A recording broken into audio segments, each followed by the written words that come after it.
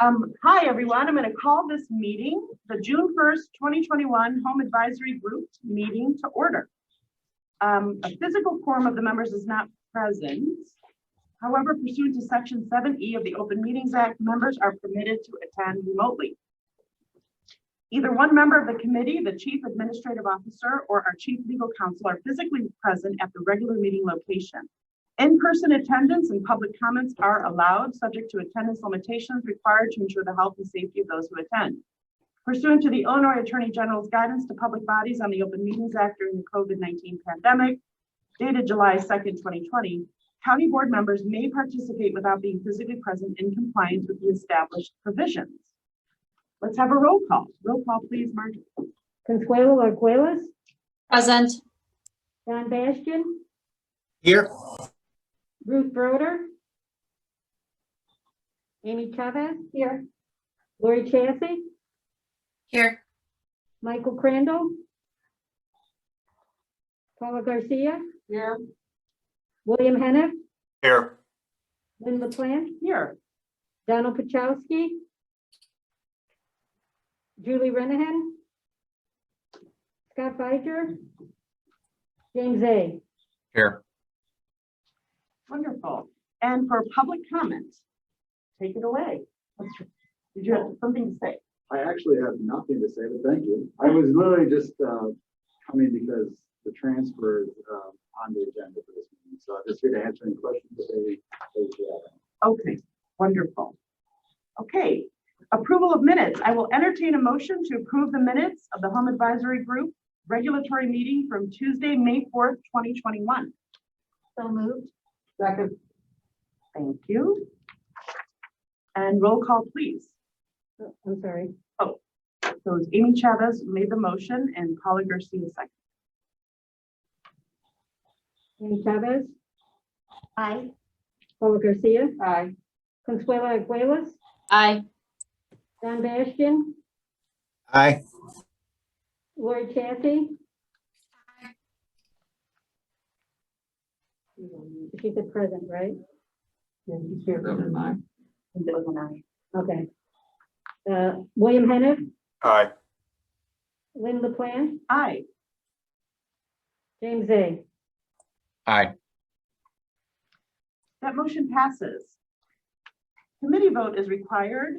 I will entertain a motion to approve action item A, recommendation for approval of the transfer of ownership and assumption of the Home Investment Partnerships Program Requirements Agreement between Blue Stem Housing Partners, NFP, Finley Housing Partners, and Trinity Services for project number HM14-04, Finley Supportive Housing. Motion first, Hennef. Second, Chassie. Wonderful. Roll call, please. So can we have? Oh, do we have discussion? Any questions? Dave, do you want to give an overview? Yeah, so just some context. So this is one of our large home funded projects, which means the federal requirement period is 20 years. So it depends on how much money you invest in the property. Any property of this size is going to be 20 years. If anything happens, so transfers are allowed within that 20-year period, but we basically have to vet the agency that's taking over ownership in the same way that we would vet the initial application, because they have to abide by all of those home rules or county's money is at risk. So we get notice of intent for a transfer, then we get a lot of documentation from the agency that will be taking over the property, showing us that they're a viable entity who's able to maintain this as affordable housing and not going to operate for profit or whatever the other situation might be, or maybe just aren't familiar with all of the rules and regulations that they have to follow. And so after receiving all that documentation and our staff looking through all of that stuff, then we bring it forward to the committee and say, yes, we think this is a good recipient of this. So basically all of our legal documents that were initially filed with the property then transfer over to the new owner who takes over the property. So we still would go out and monitor. It's really a switch of ownership. So we would monitor it. We treat it the same way. We're just transferring the original recipient of the grant. So we're taking the original recipient of the grant. They're obviously transferring the ownership to the new recipient. And so that's what the process looks like. So it has to go all the way through. So it gets approved today, hopefully. Then it goes to HHS, then it goes to county board. I know we had one question from member Hennef asked about timeline. So we're not aware of any delays beyond that. So once it went through all full county board approval, we believe that they would move forward with the transfer. I don't know if you have anything you want timeline wise, if you have anything to add, but No, we are prepared to complete transfer as soon as it's approved. And we have received state approval, so we're working through that process and we've been assigned preliminary approval. We've been assigned a council and IDEP as well. the only other thing I would add is that the financing for these projects is always really unique or individual to the project.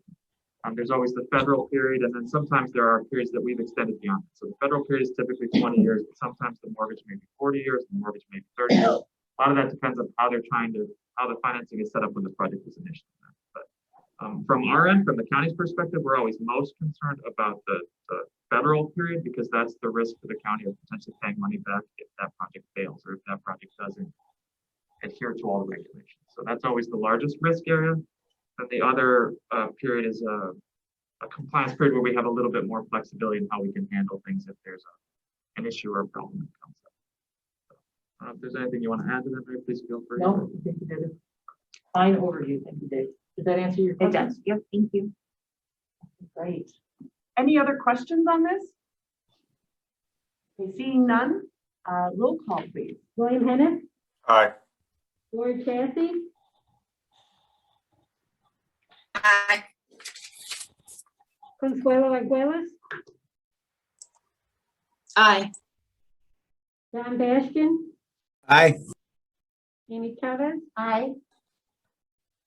Paula Garcia. Aye. Lynn LaPlante, Aye. James A. Aye. Great, that motion passes. Moving on to other business, we're going to have an update from our very own Mary Key. Thank you. I just wanted to mention that we continue to operate under the governor's executive order that allows members to participate remotely. If that executive order is not extended beyond June, we will need a physical quorum in the room for future meetings. And so just be mindful as we look at a July 6th meeting, we will have, it's very possible we will need both. We need a quorum of 7, isn't that correct, Mark? So we will need a combination of county board members and municipal members physically in the room in order to be able to conduct the meeting. And just FYI, according to the bylaws of the CDC, I think there have to be 2 members of each. So there have to be at least 2 municipal members and at least 2 county board members present at a meeting for a meeting to be held. Okay, good to know. Wonderful. Any questions on that? We'll know more, obviously, when we get towards the end of June. Okay, then can I get a motion to adjourn? So moved. Second. Thank you. And a roll call, please. Paula Garcia. Aye. Amy Chavez. Aye. Consuelo Arguelles. Aye. John Bastian.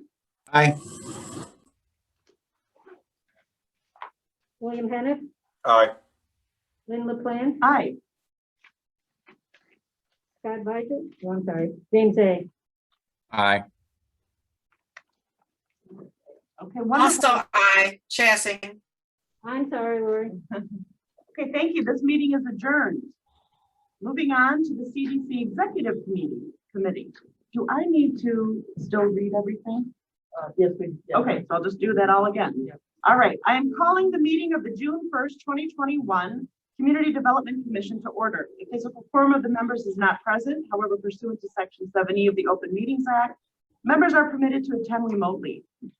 Either one member of the committee, the chief administrative officer, or a chief legal counsel are physically present at the regular meeting location.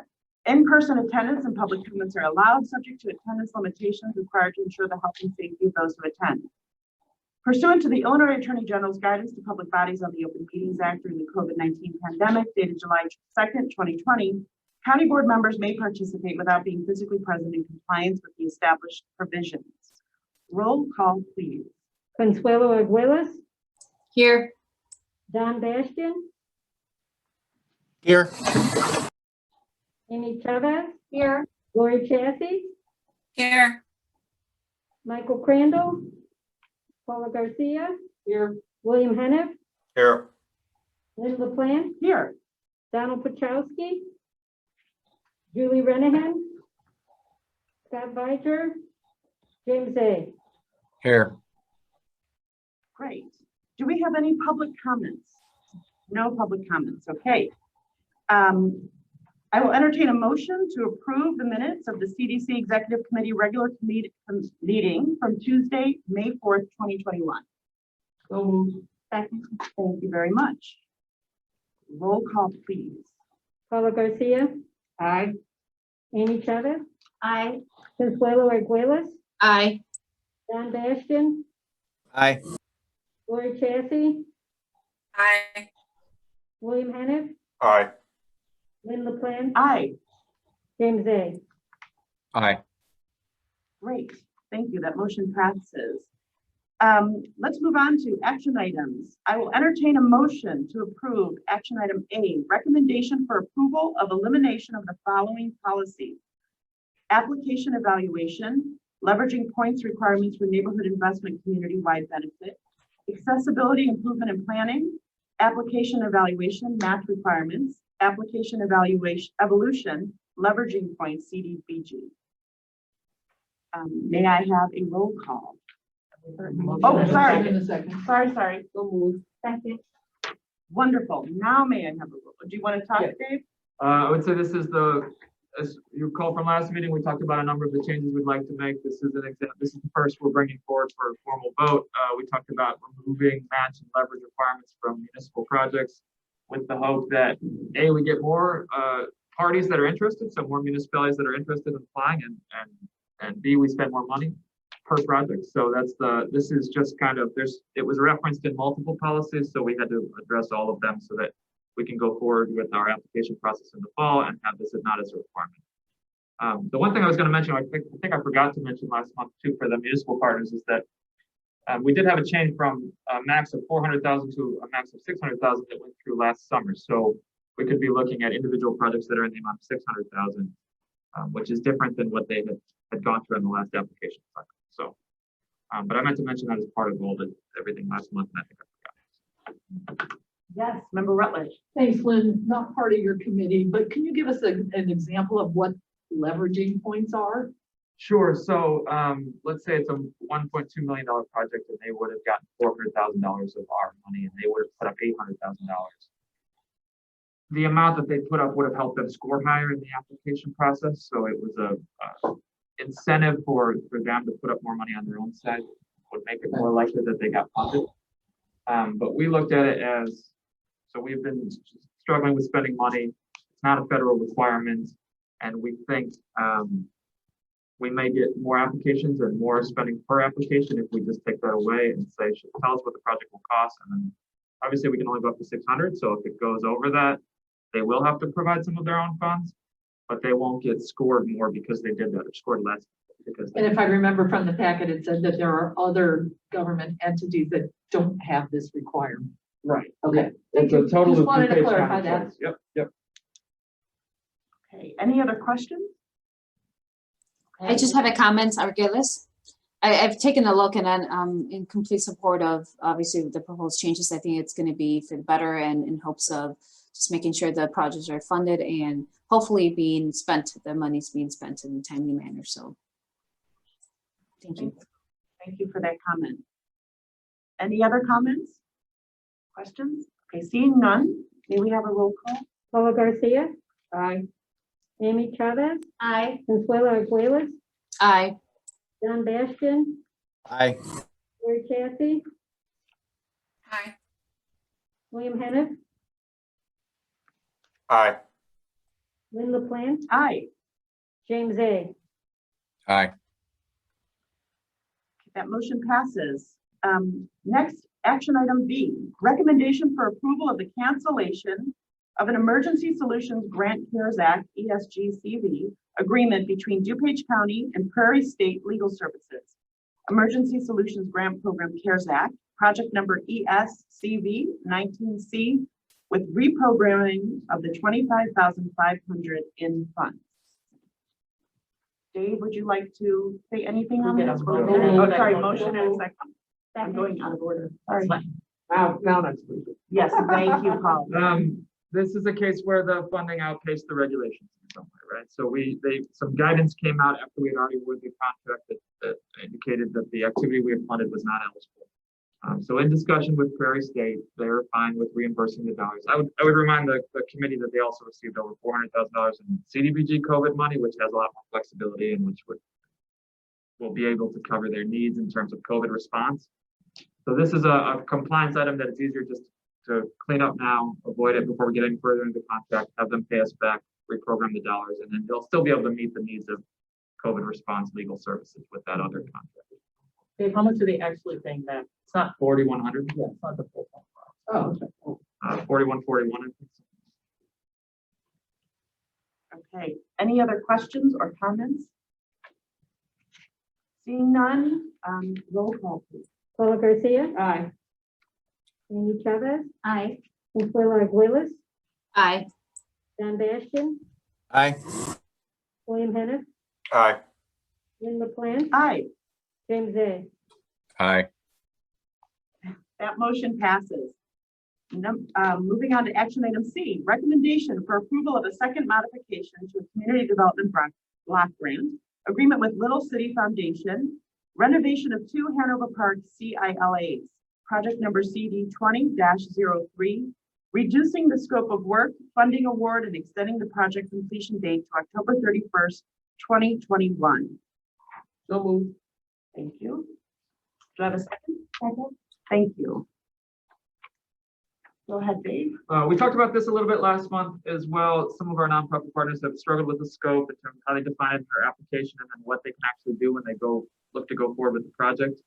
So this is an example of where they committed to more in the application than they could actually do based on local zoning, based on what they were able to work out through the when they got actually to writing the scope of the project.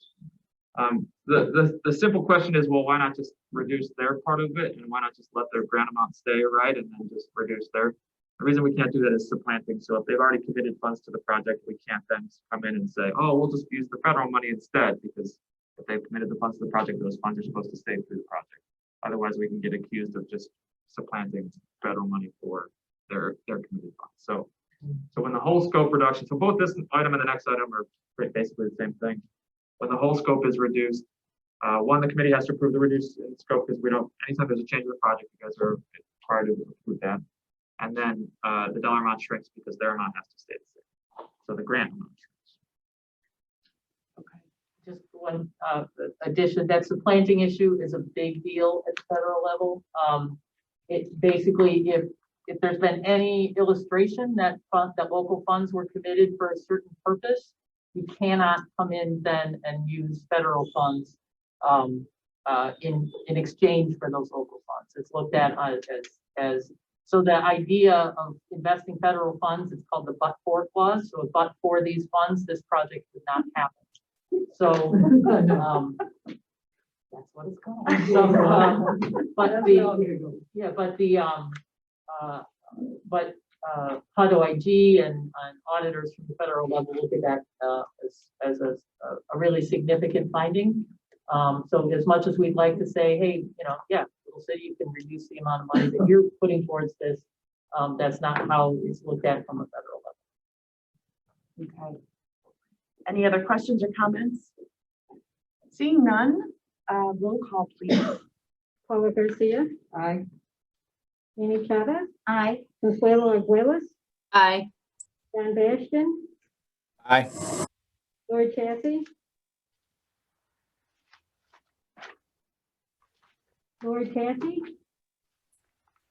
Aye. William Henneth, Aye. Lynn LaPlante, Aye, James A. Aye. that motion passes. I will entertain a motion to approve action item D, recommendation for approval of a first modification to a community development block grant agreement with Ray Graham Associates for People with Disabilities, renovation of the Circle, Hale, and Elm CILAs, project number CD 20-04, reducing the scope of work and funding award. So moved. Second. Thank you.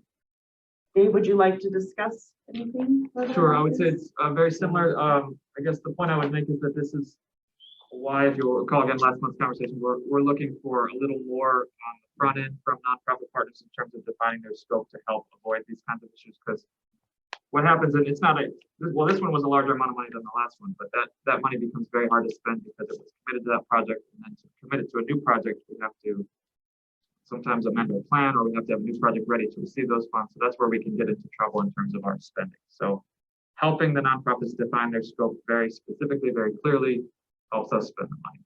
So, but otherwise, I would say it's a very similar update to that. Okay, thank you. Seeing no other questions or comments, roll call, please. Paula Garcia, Aye. Amy Chavez, Aye. Consuelo Arguelles, Aye. Bastian, Aye. Chassie. William Hennep, Aye. Lynn LaPlante, Aye, James Hay. Aye. the motion passes. I will entertain a motion to approve action item E, recommendation for approval of the 2022 to 2024 Community Development Block Grant Neighborhood Investment Application Solicitation Plan. So moved. Thank you, thank you. Dave. Another follow-up from last month. So if you'll recall, we talked about wanting to solicit for municipal applications and then taking existing nonprofit applications and spreading them out over the remaining 3 years of the consolidated plan. So this would be allowing us to go forward with a solicitation for applications that was only focused on municipal projects, with the idea that, right? So like I said, we would take the municipal projects in, we would take our existing nonprofit projects that we've already committed to, and we would kind of patchwork those together over the last 3 years to help us with timing, help us with spending. So whichever ones are going to spend first would go first, and then we would sort of patch it together. But the approval item for this would be to allow us to go forward with an application that only solicits for municipal projects and does not submit for nonprofits. Great. Does anyone have any questions or comments on this? Seeing none, roll call, please. Paula Garcia, Aye. Amy Chavez, Aye. Consuelo Arguelles, Aye. John Bastian, Aye. Lori Chassie, Aye. William Hennep, Aye. Lynn LaPlante, Aye, James Hay. Aye. wonderful. Moving on to informational quarterly project update. So at the recommendation of Member Chavez, so this is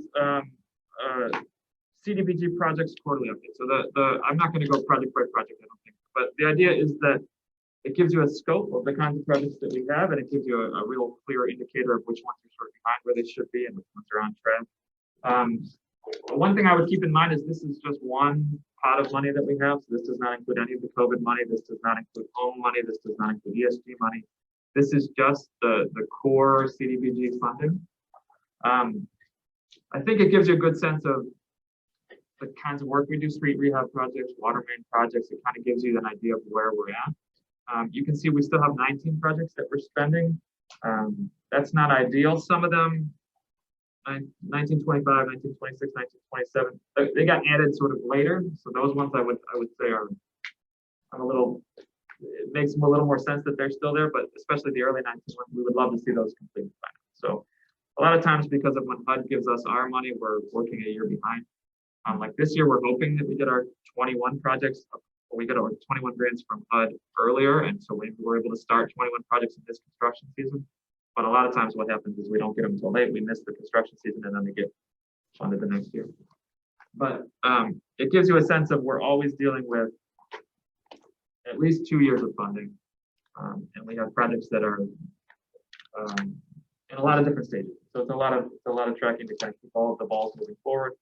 I'll provide this plan was to provide this quarterly. I could go into more detail on any specific projects, or if you want me to like provide an update on the red projects or anything like that, we can do that. But for today, I just wanted to sort of show you the realm of CDBG projects that we have, and then provide, like I said, I'll plan to provide a quarterly update that's very similar to this to say this is where we're at. So. Wonderful, thank you. Member Rutledge. Yeah, thank you, Chair. What is the impact on a lot of these projects that the ridiculous increases on lumber and, I mean, how is that Yeah, we've had impacting? some questions about that. So we have not seen I would say we haven't seen a direct impact on this. Very yet. good. There's been in some of my other programs that I work on, I've seen some like I work with the weatherization program, and I know they've had some issues with even like appliances around back order or more expensive because of some of the supply chain issues. I would say for these projects, we've had projects that went to bid, you know, a month ago or a month and a half ago, and Already, or we did not see, but we did not see like significant increases over what we had Good. budgeted. So I don't know if any, yeah, we talked about this at a staff meeting not that long ago. We haven't seen any dramatic impacts yet. So, but it's something we'll keep an eye on. Thank you. I just want to say thank you for putting the list together because I find it very valuable just to kind of have a broad overview of what's going on. And I think quarterly update is amazing because that just kind of keeps all of our eyes on the ball. So thank you for that.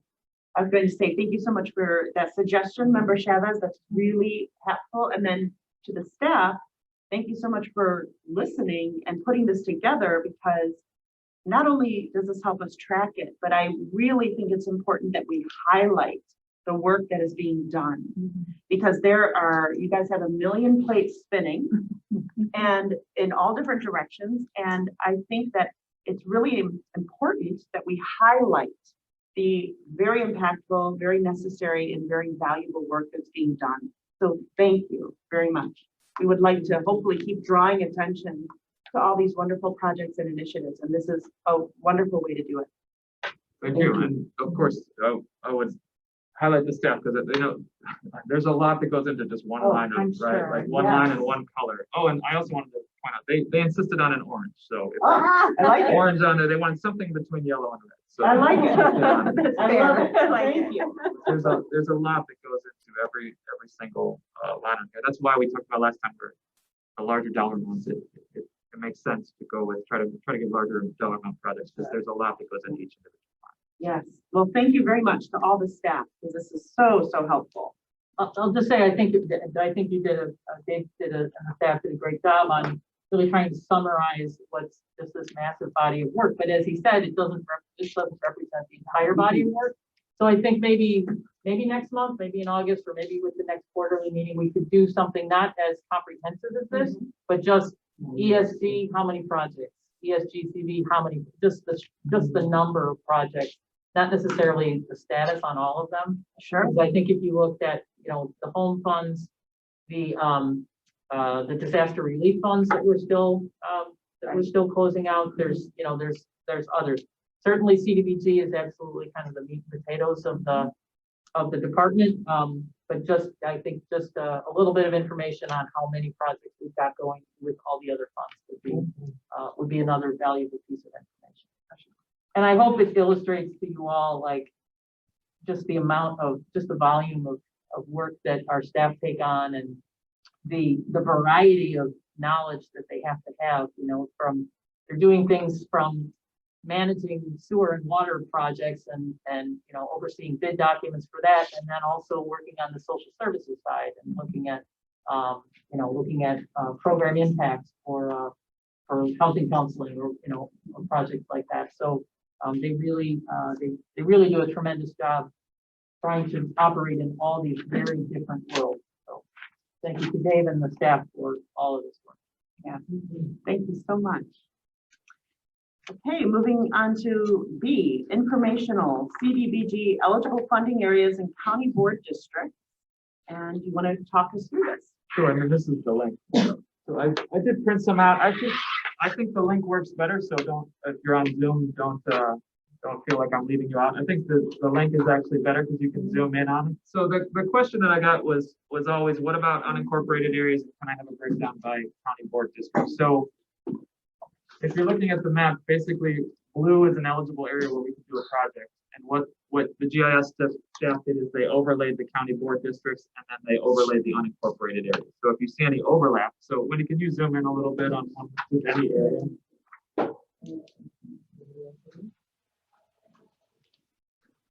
So if you see an area with blue and gray, that's an unincorporated area that would be eligible for a project. And the county board district's just for a request that we have that's sort of broken down by county board district. But the map is interactive, so you can actually get down to the neighborhood level.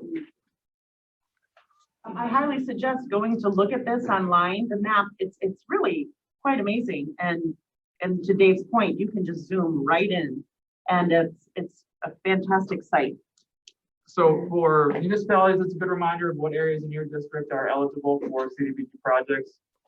For county board members, it's a chance to see what unincorporated areas in your district would be potentially eligible. We talked about that before. The issue is sometimes finding an entity that can do the project, or whether a township has capacity for that, or whether there's someone within the county that has capacity for that.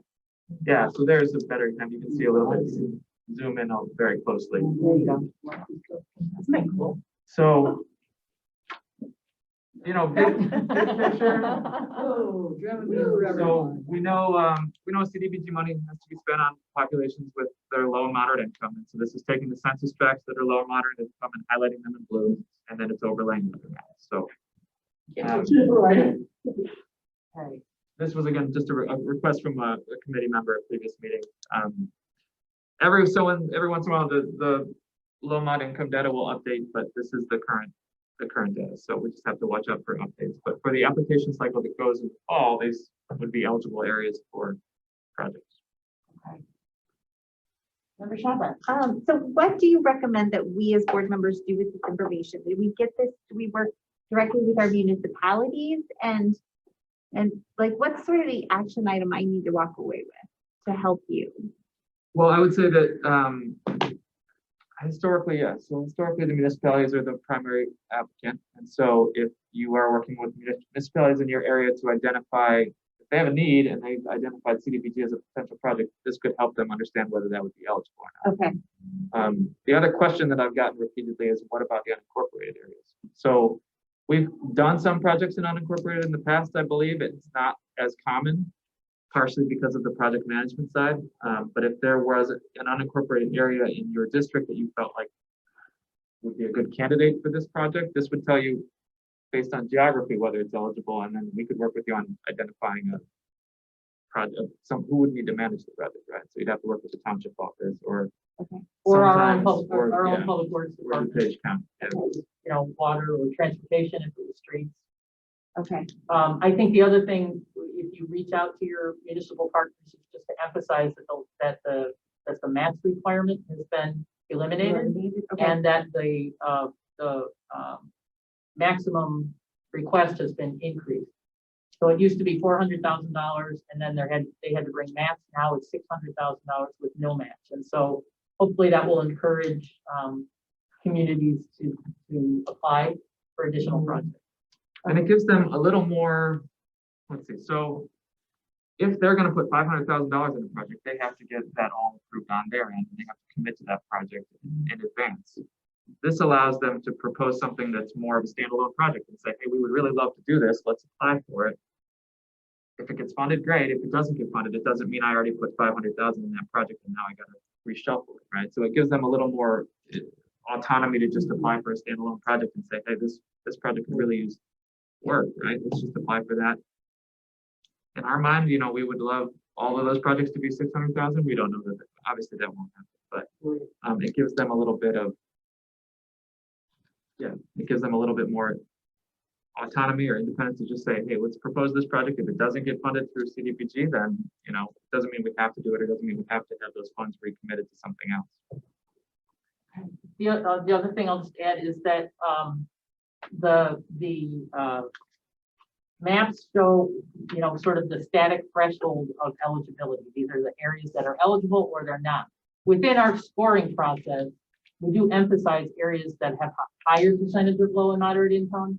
So I would, if you're talking with municipal members, that's clearly our focus is the percentage on the census tracts, I think when you zoom in is actually listed there. So the ones that are, you know, to be eligible, I think we're saying 43%, right? Something like 45, that. I think, yeah. 45, but you know, if there's areas that are 75, 80% low and moderate income, that's really where we want to focus our dollars. And those are the projects that will score better in our application process. And we do a lot of water mains and streets and street lights, but there are other things that can be that you can apply for with CDBG funds. So that tends to be we do a lot of those, and that's fine. Those are good improvements to the community, but there are other eligible things that can be applied. Right, we can do parks, for example, recreational space, or you can't do pools and golf courses. Those are both prohibited by the regulations, but you can do If Bike you're lanes, baseball green fields or infrastructure, basketball courts. yeah. This is important to know. Yeah. What's the best way of getting this information to the municipalities and to the partners, to make sure that they understand what they're eligible for? Yeah, if you could summarize that for us. so Yeah, that we we could can send- take that. Well, we have our listserv that we could send out. I'm looking at March. We have our listserv that we send out. We could send something like type up a little Yeah. summary and send this out and just say as a reminder. I think that would be terrific. Yeah. Really helpful. Agree. Okay. We also typically, when we do an application process, we have an information session so that applicants can ask questions. We always provide as much technical assistance as we possibly can up to the time that the applications are due. Once an application comes in, it stands on its own, but we're always willing to help municipalities and nonprofits for that matter. We always provide as much technical assistance as we can during the application process. I think if we can get the list, because it'll give us some seed ideas Right. that we can give them, so sometimes they'll be thinking then like, oh, this is eligible, okay, we'll put something together here. So I think that'd be fantastic.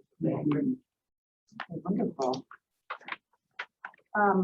Any other comments about this or questions on that? No, okay, so let's move on to other business. I'm going to make a little chairman's remarks under this section. Recently, we've been having discussions about affordable housing in DuPage County. Due to the fact that we will be receiving an additional $6.5 million in home funding later this year or early next year, we are looking forward to prioritizing these conversations in order to fully develop a plan on how best to use these funds. These funds represent more than 3 times our typical annual allocation. So we are really looking forward to working with our municipal partners, community organizations, county staff, and this commission in order to identify the best use of these funds for the highest good of the residents of DuPage County. So this is just to say, we're really kind of narrowing a focus and just highlighting this one aspect. And we welcome suggestions, and we're excited to begin working and drawing up a plan on how best to disseminate all of these funds. If anyone has any questions or discussion on that, nothing? Okay. So we'll be, in the coming months, we'll be, just bringing kind of discussion and information items to this committee. Actually, technically to the Home Advisory Group, which is basically the same committee plus Naperville, to talk about what's the best use of these home funds. It is a significant increase from what we typically receive. There's a couple new eligible activities, and for that reason, HUD won't be releasing the rules on this funding until they're anticipating like September, October. So we know we've got time before we even have the rules. But what we can talk about is sort of what is the state of affordable housing? Where do we really see the gaps, so that once we have the funding, we can say, all right, these are the gaps that we've identified, and this is how we think we should utilize these funds. And I think we have 7 years to spend, or is it 9? I thought it was till 2030, isn't it? So maybe 9. then. It is Yeah. 9 years, yeah. Which these projects take years to set up. So I mean, that sounds like more time than it actually is. But the idea is it's a chance to make a big investment in affordable housing that will take a couple years to plan, but then will have a positive impact for years to come. So That's right. Yeah. Okay, wonderful. Well, can I get a motion to adjourn? So moved. Second. Thank you very much. Roll call, please. Paula Garcia, Aye. Amy Chavez, Aye. Consuelo Duelas, Aye. John Bastian, Aye. Lori Chassie, Aye. Wayne Henneth, Aye. Linda Plant, Aye. James A. Okay. Okay, thank you. This meeting is adjourned. Our next meeting date is July 6th. Thank you very much, everyone, and I look forward to seeing you then.